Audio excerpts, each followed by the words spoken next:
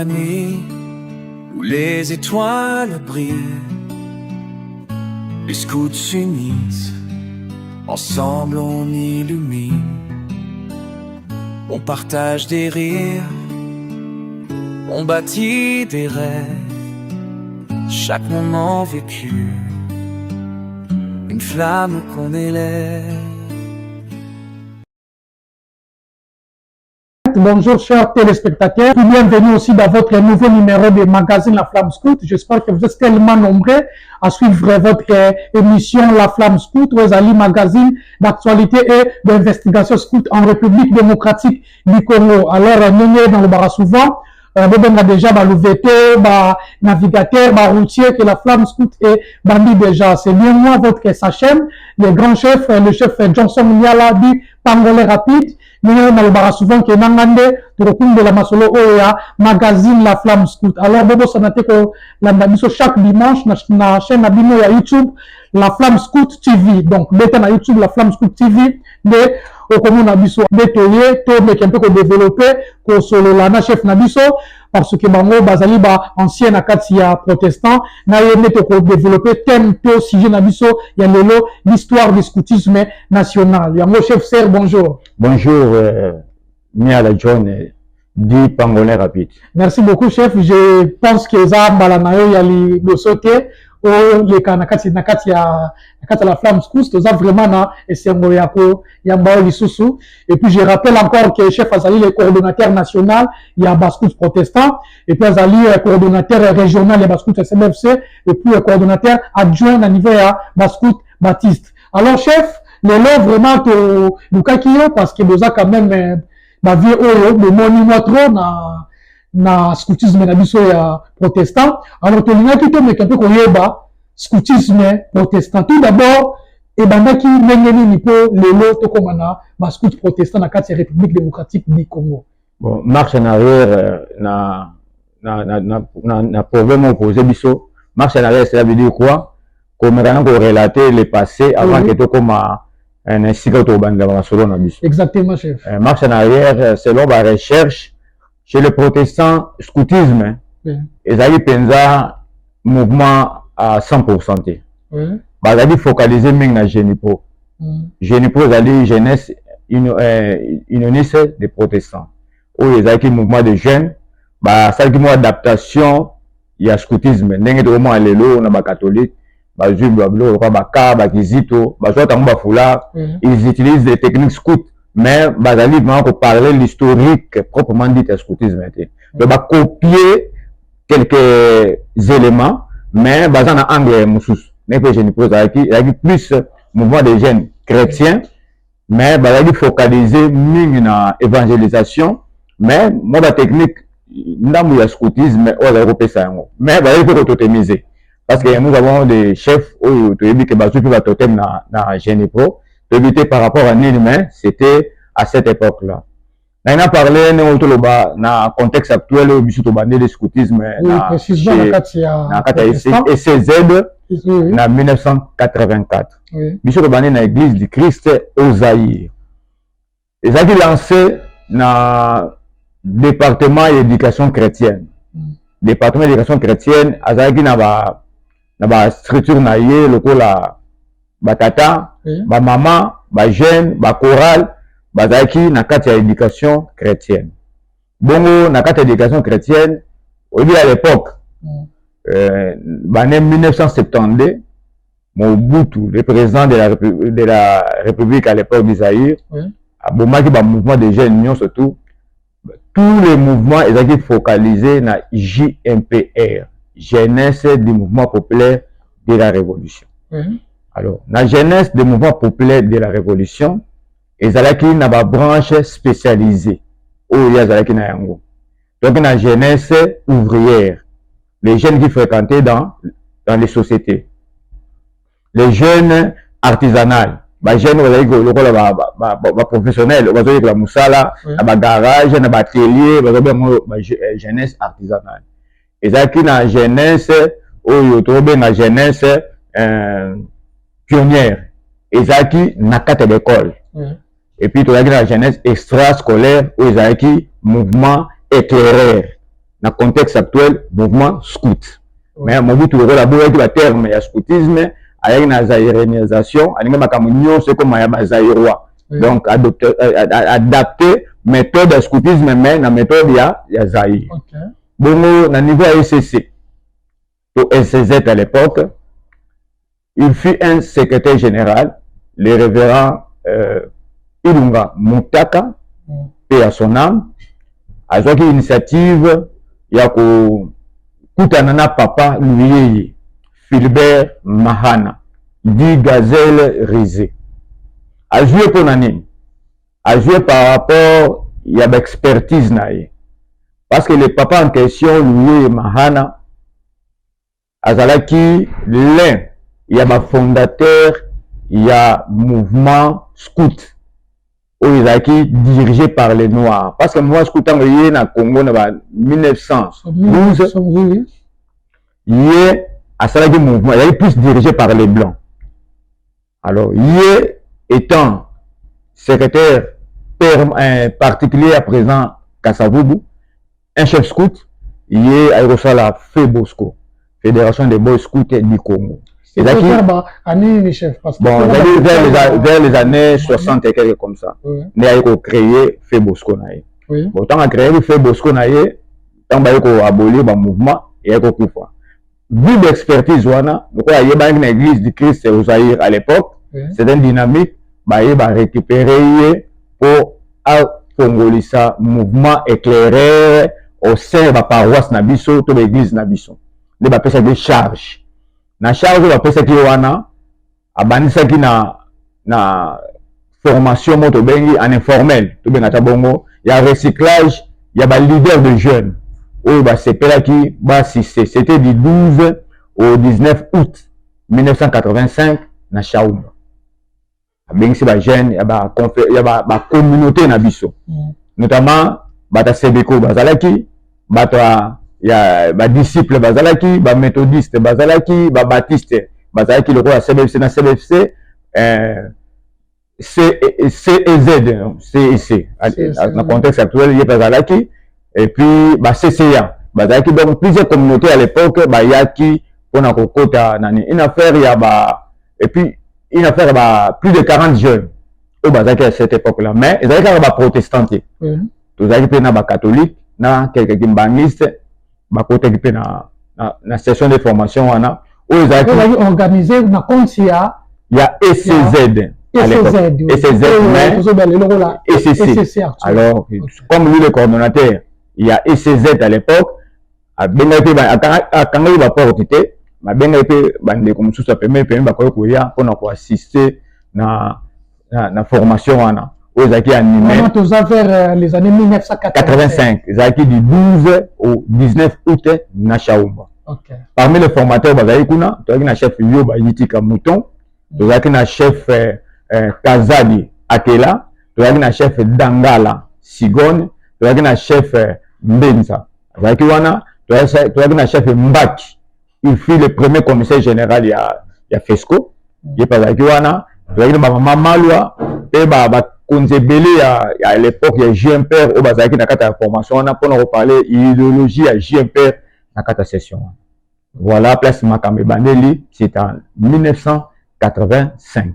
Bon, merci beaucoup, chef. Mais par là, ce qui doivent comprendre très bien, c'est que le scoutisme protestant, ils ont à quelque sorte le rôle à moi baptisé à Bascous au niveau à Congo. Parce que quand vous parlez que dans la formation, il y avait des kimbangistes, il y avait des catholiques. Donc, c'est que le scoutisme protestant est influençant qui peut environnement. Effectivement, influençant qui, malgré chez les kimbangistes, attaque aux dissolution et mouvement par la JMPR, par le président Mobutu.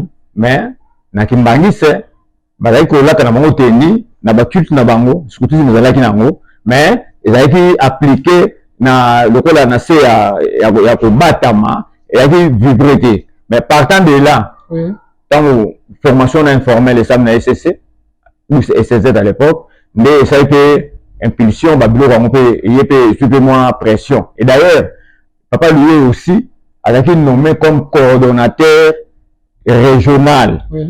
Il y a mouvement éclaireur à on a vu la Kinshasa. C'est lui qui était le numéro 1 au Togo, dans le contexte, il y a commissaire provincial. Mais à l'époque, c'était le coordonnateur régional. Coordonnateur régional, au sein, il y a organisation des éclaireurs d'Isaïe. Parenthèse, mouvement éclaireur, il y a SCZ. Il y a un mouvement éclaireur, il y a une connotation, il y a JPC. Jeunesse pour Christ. Éclaireur JPC. Donc, scout nyonso. Nathan wana. Sauf qu'il y a une paroisse. JPC yaka. JPC à cette époque-là. Tu vas comprendre que ça la comparaison, il y a éclaireur na scoutisme. Il y a JPC. Donc, maman ka sur le bina au betu du solo na JPC. Souvent, JPC.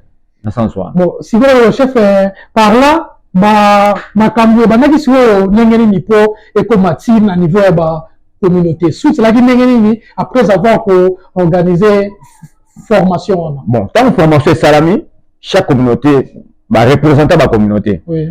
Ba zone na ba communauté na bango, ba bandisi mouvement ya ba éclaireur à cette époque-là. Mouvement ba éclaireur. Na zo ba été Sebeko a organisé le premier camp en 1985 dans Ngombe. À terrain de Ngombe, côté Lutende. Et ça qui dirigé, tout sponsorisé dans Sebeko Yomoko, le représentant de Bango, il y a jeunesse, et ça qui pasteur Matouba, il y a organisé qui a. Mais il y a pas de droit de faire. Parce que je ne prends dans le cas de Sebeko, même si le lot, ils allaient mouvement Moko. Vieux au les canana na génie pro na peut-être je ne prends na et que le libérer mon angolo la et d'amba na bango juste à présent c'est que na minute ko ba génie pro ça va exister génie pro ezali ba scooter mais pour là na bango ça na fond blanc et puis bordure les na bordure il y a bleu. Donc moi changer moi ba couleur mais makambo ba scoop ba salak tout parce que ça là bon ça là ils ont banzendo technique scout tout ça là et on te met parfois question pourquoi pas s'allier dans mouvement mais ils ont les raisons au bapé ça là c'est parce que dans contexte il y a pression il y a mouvement scout dans cadre Sedco donc il y a deux mouvements et ça le collègue que bah pas ça et on montre que ils va tantôt plutôt n'engagé dans cadre CBFC on a 85 c'est quoi organisé a même ba leader on peut avoir gêné pour ba connaître la formation mais kende bazonga na pona bango chef skize ceux qui comprendre bien par là leur formation on a organisé en na 85 ils allaient début à scoutisme protestant exactement lancement officiel est-ce que ils allaient été na ba groupe tous déjà et bandaka déjà scoutisme avant parce que ceux qui tout à bien scoutisme na kati ya Kinshasa précisément na kati ya RDC précisément na kati ya Kinshasa ebandi na 1985 mais est-ce que na kati ya protestant ba groupe ebandaka déjà avant même bakomisa ngo ba génie pro no le pro ezo masusu scout to ezalaka te na kati ya ba mouvement ebandaki déjà na année 84 donc par rapport ya ko pesa batu tout le bas ko recycler batu batu comprendre ezalaka la vous n'avez pas la matière en soi. Il y a un SCC, ailleurs ça la partenariat na JMP, na organisation des éclaireurs d'Isaïe. Où ils à l'époque le coordinateur national qui fait Kabungo, yemtu, azaki le commissaire général à cette époque-là, dans contexte à l'élo ou quoi commissaire général, n'a pas lui azaki élu. Le coordinateur, il y a SCZ. Yokani pour la formation. Mais dans l'entretemps, le mouvement a été déjà commencé en 1984. Il y a quelques paroisses, le Kola Biela, le Kola Lissala, le Kola Bakumbi, Bavanwana, il y a 85 volcans du Christ, parce qu'à cette époque-là, CBC a commis plus de 8 groupes. Et ça a été dans la période de 84 à 85. Donc, avec des presque 8 à 9 groupes. Déjà. Donc, chef, par là, ceux qui te dit de comprendre bien, c'est scoutisme à niveau protestant et Banda qui n'en a déjà, le lancement officiel, il est Salamaki en 1985. Oui. Alors, l'air, ma chef, bazoui, formation, bazoui, si on a communauté na baro suite et zala disco. Bon, tant que zones na kata la communauté, ce qui est vrai, la communauté ezaki na exécution et mouvement, ezaki na deux communautés. La communauté nous ezaki na batatonnement. CBC à Télémi, CBCO à Télémi. CBCO à cette époque-là, ezaki na deux groupes na Bandal. Ezaki na Agneau de Dieu, ou ezaki na Bandal 1, azaki na groupe mona ango kombo échappé ngama muke, azaki na groupe Tungavatadi, ezaki na révolution, azaki na groupe moko na Bumbu 1 et papa Bumbu 2, et puis azaki na groupe moko na Kitokimos. Ça bandaki et puis groupe moko na quartier 8 et pas quartier 12.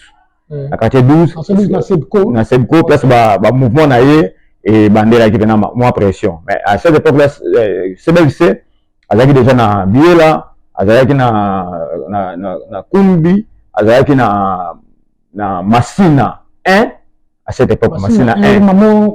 Comme ça, mon Sinaï, mais le groupe de bandaki c'était Trésor, le groupe scout Trésor. Mon Sinaï, quand on passait, il était fait Kuna, à mon Sinaï, il était une bandit, mais le groupe scout déjà na Massina 1. À cette époque-là, les trésors, ils avaient déjà dans les années 85 ou 86, avec chef Mbozi Namayele, Hirondelle, Mazapeti Lelo, surtout aux temps de l'Uki Bangou, vous savez que le groupe c'est Banda, et puis le groupe La Colline, na Kisenso, tu as un groupe Volcan, na Mumbu, avec chef Toro, Zola, tu as un Lissala, groupe Soleil, tu as un Kitega, na groupe La Lune. Le groupe Ozaki dans la période où il y a les 84-85. Merci beaucoup, chef. Mais premier coordonnateur dans Tawana, c'était le chef. Bon, dans le niveau SCC et SCZ, ils ont qui chef Gazelle, Yemoko. Dans le niveau SCC, il fait le coordonnateur régional ou provincial dans le contexte actuel. Mais dans CBFC, celui qui dirigeait la coordination, c'était chef Ngoji Nkele. Nkele. Aza vivant ou il est vivant. Dernièrement, tu as dit sur Bamboka Balikolo, qu'on a Équateur, donc c'est lui le premier coordonnateur, il fait de la paroisse CBFC Bir. Merci beaucoup. Je rappelle encore que nous avons reçu pour vous le chef René Tiabafoumou, chef serre. Nayombe tozomeka ko solo là sur l'histoire du scoutisme na niveau ya protestant. Alors chef, tolingi siko toyeba l'herbe chef bazula formation ba kene kat niveau ba communauté. Alors développement to expansion ya scoutisme et salamaki siko nenge nini po aujourd'hui est-ce que succession ya ba chef nenge salamaki sito comme na ba 1990 parce que selon nos informations que apparemment le scoutisme il y a protestant il y a dit que aux mochit si ils ont mis sous sous type nenge to commune dans au chef. Oui, parce que na époque on a la chef de troupes régionale, il y a la coordination ECZ à l'époque. Je fus le coordonnateur, le plus jeune, non, pardon, le chef de branche. Il y a troupes. Tu me que na Congo central, tu fais un groupe na Mbanzamungu, tu fais un groupe na Lukala et na Ngumbe Lutete. Biscuit de fondé mon groupe. Le quoi la Kinshasa mais donc en Congo central, on peut ça moi pression un an et moi et c'est moi bande ko pour ba bande ça mouvement à niveau ya secteur na ozonga na biso ne ba auto lo ke impulsion ya kindenga nini c'est toute la communauté hein ba ozonga pression je m'excuse ba ozonga pression ya ko formuler ça to kena sebko to kena sebc les années 88, les Banda, c'est malgré la formation 85, mais Bandera a évité, ils n'ont pas eu l'élan, les services à voir qui n'a Sebeko. Bon, on va voir l'élan, on a été, mais la recherche, on va mais en train de faire ça, on a né dans la formation ici, malgré il y avait les représentants de la CEZ à l'époque, mais ils n'ont pas commencé le mouvement. le mouvement est bandit na Njil quartier 5 na 88 avec le groupe Alpha.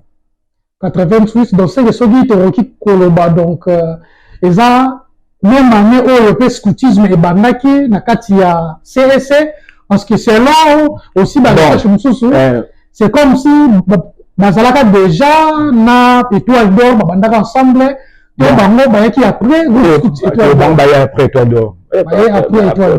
Parce que nous avons baqué, chef Bazali, chef Sigon, j'ai vu le premier, même au sein l'annonce, il y a commencement, vous voyez, dans la étoile d'or, il y a groupe Alpha. Groupe Alpha, on a été en cataclysme, j'ai annoncé, na PC importance, il y a mouvement JPC, il y a quartier 5, chef Sigon, chef Votou, chef Lièvre, to lobani nango, étant tout bandit, aucune école, to bandit maman activité, avec moi.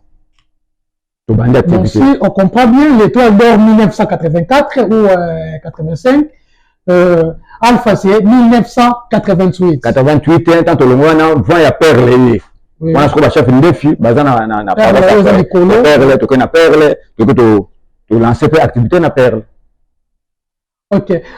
Alors par là ce qui recommande na ngamu ya bandeko ya Sepco. Parce que kuna tout le monde a rappelé scoutisme kuna ils ont un peu moins froid. Alors tu dis que bango peut démarrer toujours na même année to démarrer na même parce que bango lancer activité na Ngombe. Oui.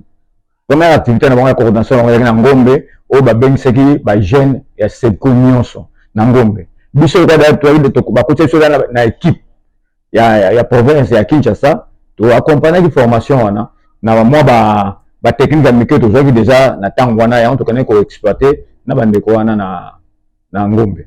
Merci beaucoup chef, mais c'est là aussi ma recherche, ma première quand ce qui peut la vie quand activité ni voilà qui organisé wana, je ne sais pas ma communauté presque nyonso bazalaki ni otiko le là c'était organisé na SCZ précisément lié na Chaumba.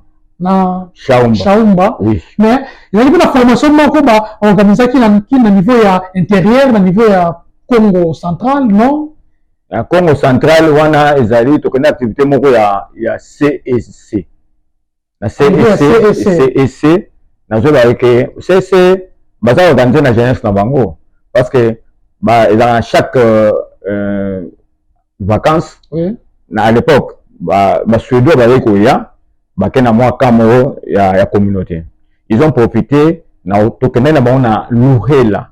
Louhela les alifo au 4 fleuve au tiki siège ya CSC de pousser à quelques kilomètres. C'était à Louhela. À Louhela on a tokenda ka chef antilope et à son âme n'est pas coufa comme ba délégué Kinshasa pour avec une équipe tokenda chef Tarsis YPP à son âme à auto coufa ka minute. Et puis, on a accompagné à on a une équipe entre 3 personnes, auto accompagné na compte, il y a coordination, il y a SCZ à l'époque, auto accompagné délégation, il y a CEDOA, na chef, il y a CZ à l'époque. Merci beaucoup. Alors, chef, 6 sections de pouvoir et Salamaki, ce qui Papa lui a coupé dans 91, Papa lui a coupé dans 91, Papa lui a coupé dans 91, et ça lui que a joué rôle, Nibale, papa lui en soi. Comme Kinshasa, bien sûr, mais l'église, l'ECC, après ça, il faut avoir confiance parce que tu connais le Congo central. Dans le cadre de notre tu connais la groupe dans Mbanzango. Tu connais une belouté. Ce n'est pas, il y a un cadre, bien sûr, il y a des activités à CRFC, mais tu connais un cadre, et c'est parce que tu dois même transport, il y a ECC à cette époque-là. Mais, papa lui, a été reçu la tout de contrôle, il y a Congo Mobimba parce qu'on n'avait pas une coordination nationale. Il n'y avait pas une coordination nationale. Mais, tant que papa lui a Koufi, chef Bison, oui. Mputu Bafosa, ou avec CG à Soleil, il y a une relève. Donc, il y a une relève, on a payé Maman Moulou à cette époque. Donc, la coordinatrice, il y a Chab, actuellement Katanga. Il était avec coordinatrice, avec Kinshasa. Quand elle Kinshasa, elle observait. Bichot doit continuer. Tant Abdel a côté na 97. Tant Abdel a côté na 97. Chef Bison accueilli Kitona pour la formation. Makambo tikali pas chef Dino Abanza Makassin. Paix à son âme, il peut autotique à Bissot Calamité. Mais au niveau national, Mamoulou a s'organiser dans le secrétariat général et à département d'éducation chrétienne, coordinatrice nationale Mamo.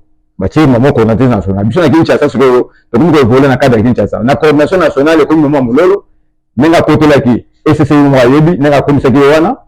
Mais na Kinshasa, na succession, Binoban Zaire Longwa par rapport à il y a retard na yedo. Il était là, mais inactive par rapport à l'activité. Et puis, inactivité, activité, c'est le bicéphalisme aussi. Et Renaki, na Kinshasa,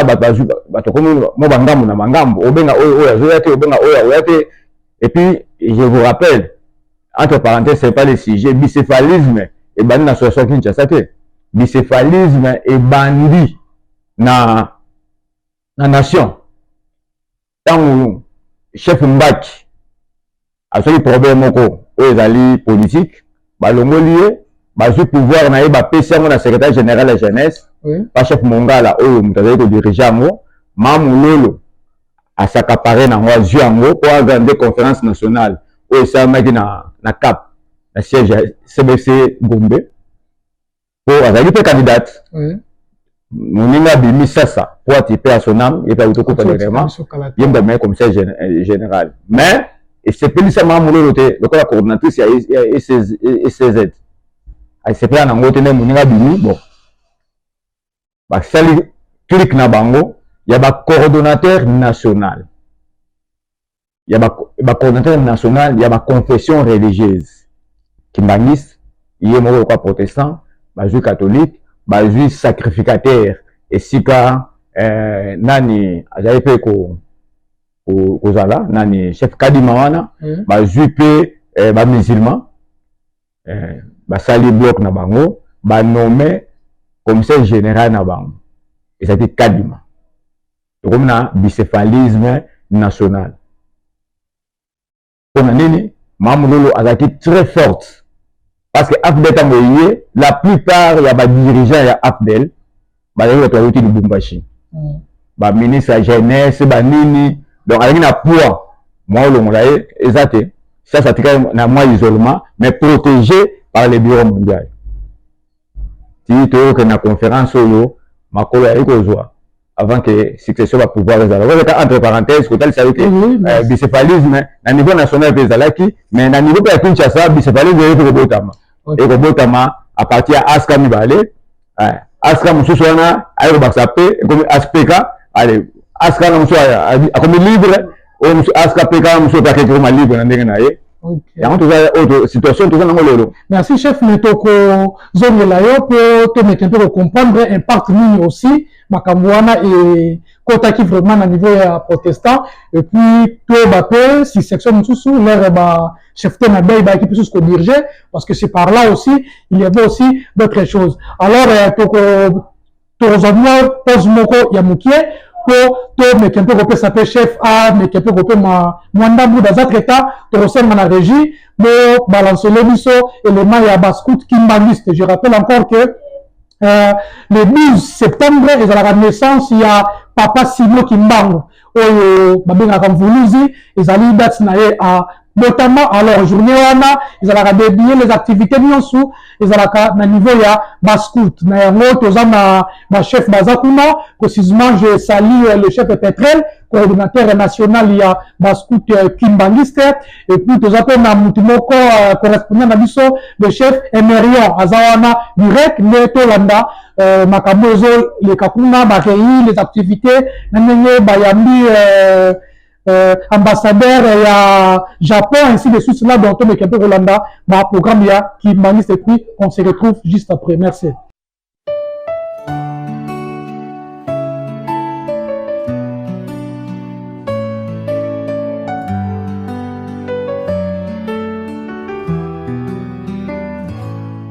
Dans la nuit où les étoiles brillent, les scouts s'unissent, ensemble on illumine.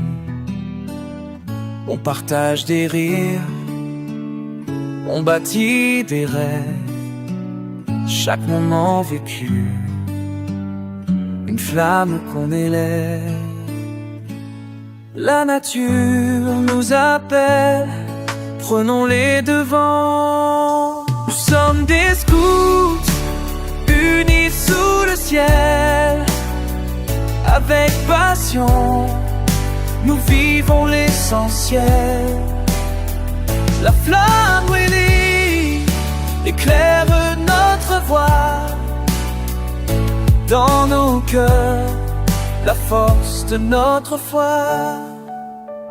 Célébrons la vie, chaque jour est une mission. Dans l'amitié, on trouve notre raison. Les cœurs battent en chœur, comme un seul tambour. Dans cette aventure, on découvre l'amour. Nous sommes des scouts, unis sous le ciel. Avec passion, nous vivons l'essentiel.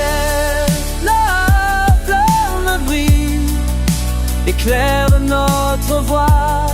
Dans nos cœurs, d'où hier, force sûre de notre foi. La force de notre foi. La force de notre foi. Merci beaucoup. Nous sommes de retour dans l'émission Nabiso Magazine La Flamme Scout. J'espère que vous aussi, pour le programme, il y a Kimbangiste, vous allez en direct.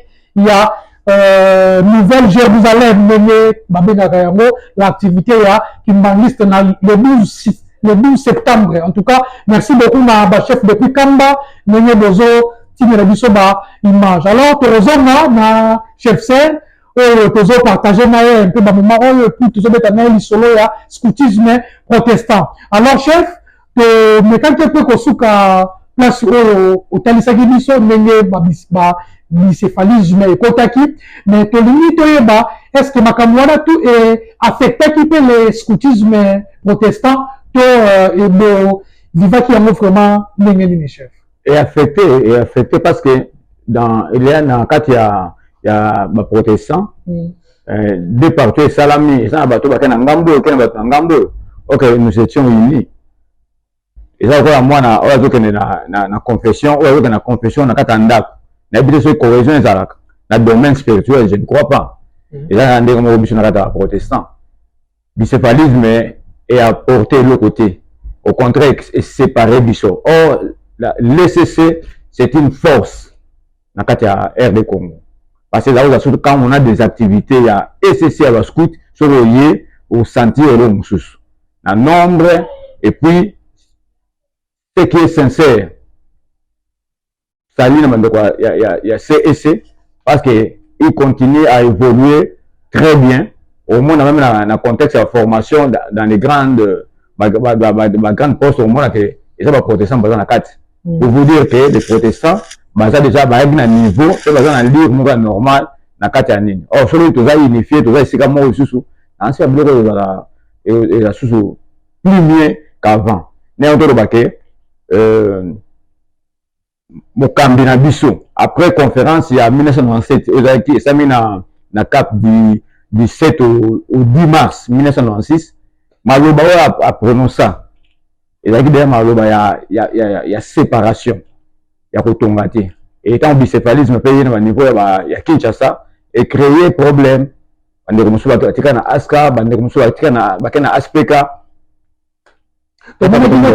Apparemment, affecté qui vraiment, parce que tout le monde a dit, CBFC, a tika la quelqu'un na moi, n'ambounaye, bande coupé à CSC, qui m'a qui peut na bango, apparemment même force et scoutisme protestant et qui t'a qui vraiment. Voilà, je suis le coordinateur national, nous avons 107 communautés, 107 communautés, mais ma communauté phare, c'est la CBC et la CSC. Oh, tu peux marcher dans monter, oh, ils ont un groupe, attends, sur nombre, CBC a relé, dans un nombre, de groupe, mais na efficacité, na viabilité. C'est les deux communautés, et ça force, il y a ECC et puis il y a scoutisme en RD Congo.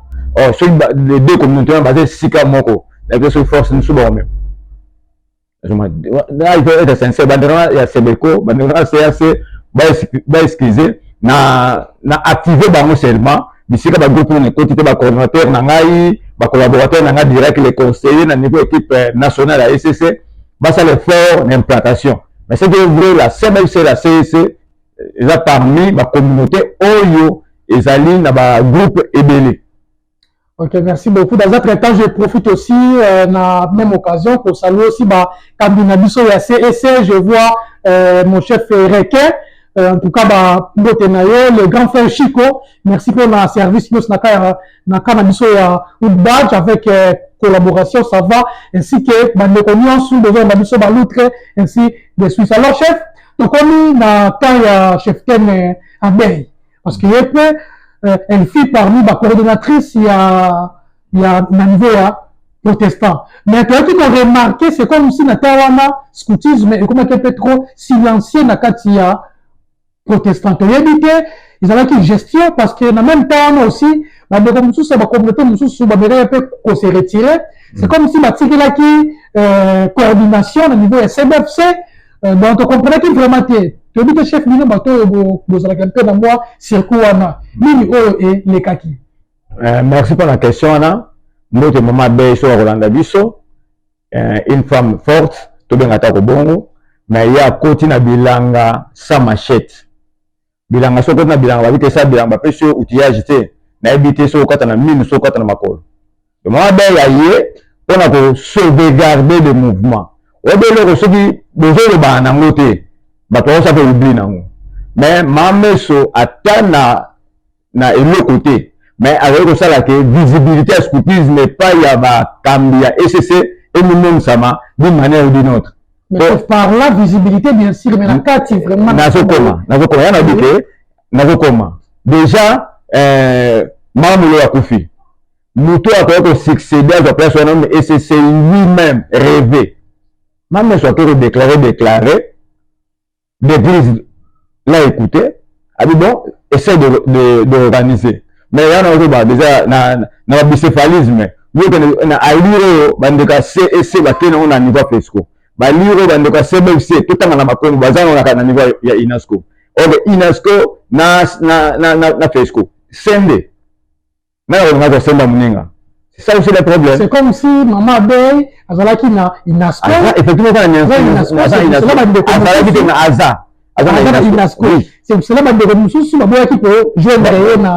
bon, c'est ça. Au transmettre nini. Et ça va dire contraire. Yo manini, o manini. Dans le côté qu'on a bazar au scène national, dans le côté bazar na personnalité juridique. Bon, na éviter ce que nous avons officiel ou bien na officieuse. C'est ça aussi le problème. Bon, entre parenthèses, qui comprendre que Makambouya, tous les Betawana, il y a empêcher vraiment développement Makassi. Tout ça, les sous et ça, vous est réel. Tout ça, les sous tout le monde des camps, dans cette église. Il y a Yuda et il y a Jésus. Les chanceux, ils sont il y a Yuda, il y a Jésus. Les chrétiens, ils sont solo, c'est ça le problème. C'est clair. Vraiment, c'est compliqué, chef. Et puis, malgré ça, si vous êtes c'est comme si le FESCO, enfin, qui pour récupérer place par rapport au le chef Len Sayaki, ou et ça, la manière mini. C'est même aussi le chef Robert Lenz.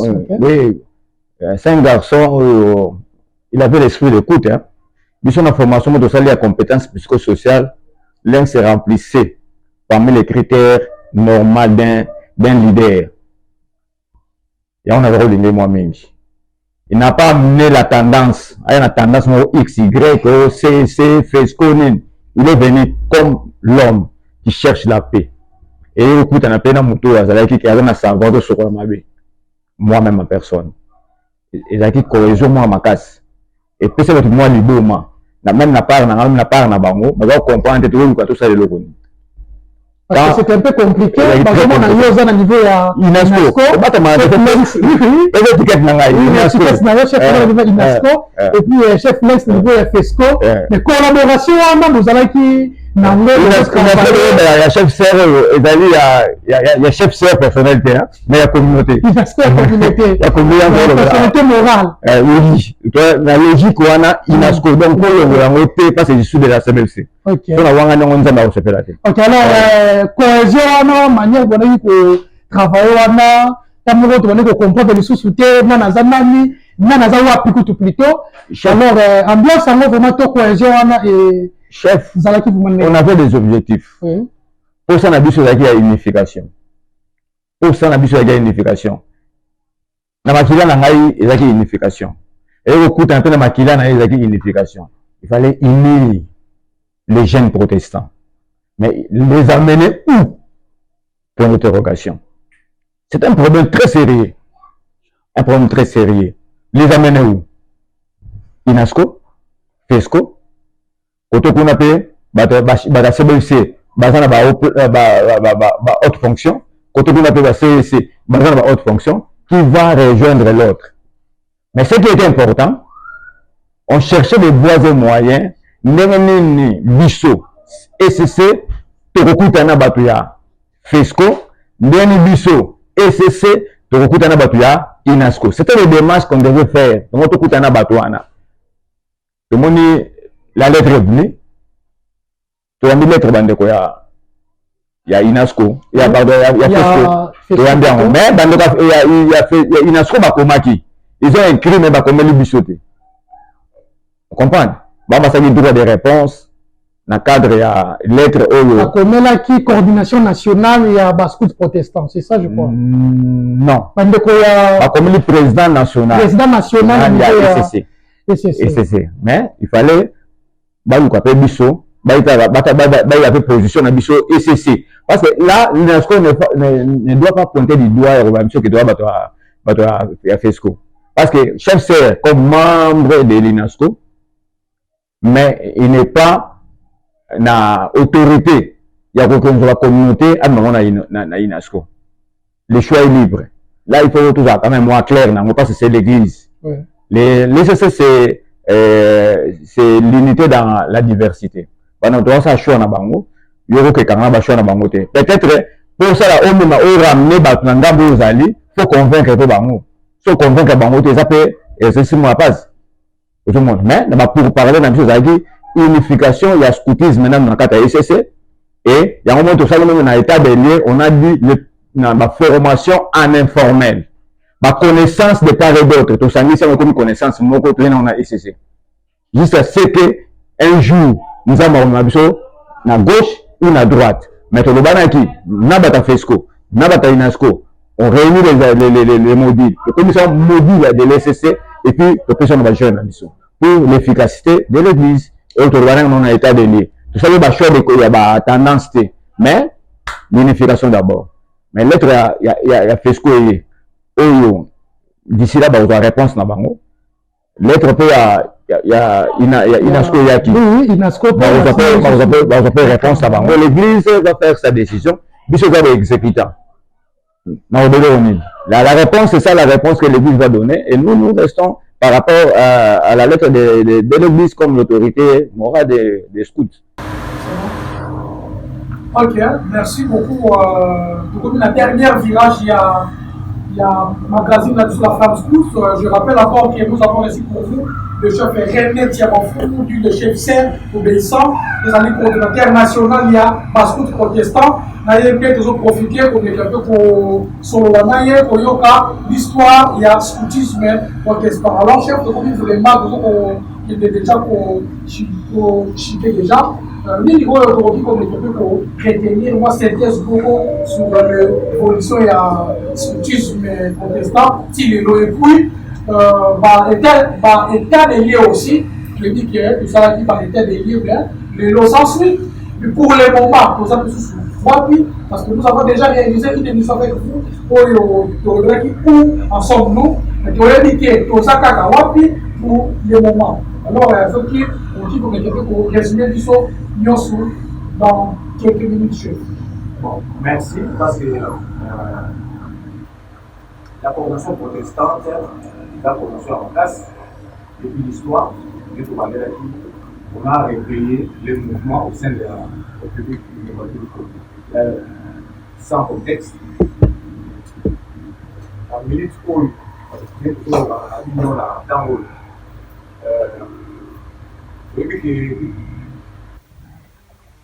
un certain moment, dans l'émission de Canadi, où en sommes-nous avec l'État de l'île. Il y a beaucoup d'années à la coordination nationale, où il y a une coordination phare, où il y a un cadre pour le moment. Dans la CBC, dans la CBC, dans la CEPO, dans la CAC. Mais nous sommes là, on a arrêté les stratégies.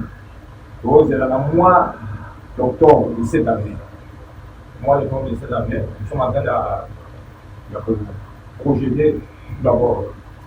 Partant à l'activité de jeunesse, mois de la jeunesse, puis le retour profiter, tout ça, le lancement officiel de l'activité, il y a scoutisme, il y a ECC.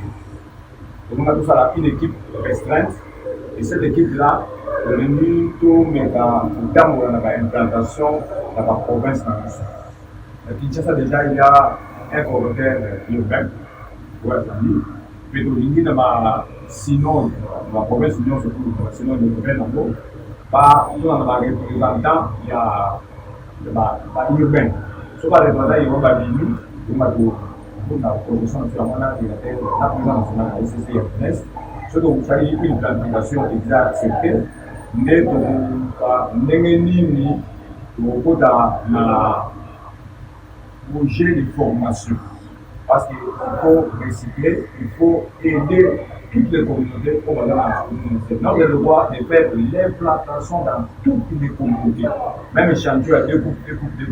En tout cas, objectif pour les amis pour l'année 2026. L'année 2026, l'implantation va éclater dans toutes les étendues de la RDC. Voilà, on a dit, on sait la mission pour l'année 2026, mais on commence ça déjà, production d'amour, dans le mois de la jeunesse. Et dans le mois de la jeunesse, nous essayons aussi de remercier notre maman, qui est maman appel, pour lancer des appels dans la scout, non seulement pour lancer information, pour la cadeau, pour la maman à biso, collective, individuelle, pour tout ce que sa maman, parce que maman a sauvegardé le mouvement à biso, malgré ma faiblesse. Et quand il y a la coordination à biso, et si on a tout ça à rêver, la coordination à biso, comment c'est dans ce sens-là que nous tentons et nous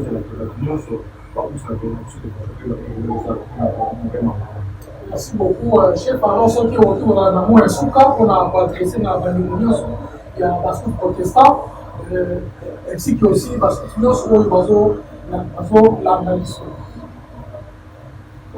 Mon anga, il va y avoir la coordination nationale de la SCC. L'objectif est là. L'objectif national des alliés est de faire rayonner la moralité. Parce qu'en sondant les groupes, nous avons constaté que le groupe est mêlé, et puis c'était dans tout le cas. Là, on va discuter de manière générale, la RD Congo, et là, pour rayonner la immoralité. Donc, nous, chrétiens, nous devons faire un effort de balayer l'immoralité au sein il y a un groupe. Parce que le mouvement en soi, c'est un mouvement éducatif. Nous devons prôner l'éducation sincère et honnête. Et par la jeune, au lobby, église dans la madame, le gouvernement dans la madame. Pour ceux qui ne savent pas ramasser les jeunes et par-ci par-là, il y a un problème politique, il y a un problème où il faut revenir dans la division en mouvement. Les jeunes qui seront mal entretenus au bas de la traite, il y a l'église, il y a la traite, il y a un mot. Donc, nous sommes laissés, dans la coordination d'amour, nous devons nous unir. Et pour ça, l'effort, l'objet de ce manœuvre, c'est la formation viable. Et on fait ça, la jeune ambition, pour lobby, pas dans la prévision. Parce que ceux qui ont le logo, les apôtres X, Y, va sur ma vision. Venez, mes frères protestants, pour y aller ensemble, pour tout cas, où est la na, où est la panzana, mais soyons un, pour ça, on est bien. Ils étaient nommés. La vie que la porte est montée. Mais biso comme nation, nous allons régler normal. Mais dans le venez d'abord, acceptez-nous. Tout ça là, peut-être que nous va malade, tout le monde nous avons plus tard, les choses vont évoluer. Merci beaucoup. Nous sommes arrivés presque à la fin pour comme nous sommes allés au magazine La Flamme Scout. J'espère que vous allez vraiment aider comme on le fera toujours pour le programme de la vidéo. En tout cas, pour rater du sauter chaque dimanche, nous allons pour la chaîne sur YouTube. Donc, peut-être La Flamme Scout sur YouTube et pour s'abonner, pour que nous sommes vraiment sous la force. En tout cas, chef, je sais pas, Makasi, on a mais il faut qu'on a disponibilité. Et puis, j'en profite aussi de cette même occasion pour remercier Simaya Caméra, notre directeur technique, le chef Herman Kasser et les gars, en tout cas, chef Mamo Denayo, le chef Pigeon, moi Denayo, qui Nabiso, et puis la chef Liliane Descas, la journaliste du moment. En tout cas, Salut Nayo, et puis on salue le chef Man religieux Fleming, les journalistes, il y a Cheikh Nabiso, le sport, chef Rabelenga, Kongo, les cas, donc,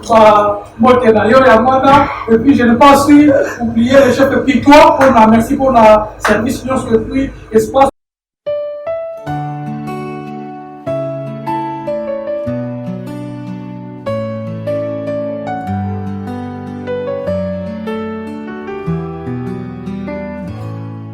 Dans la nuit où les étoiles brillent,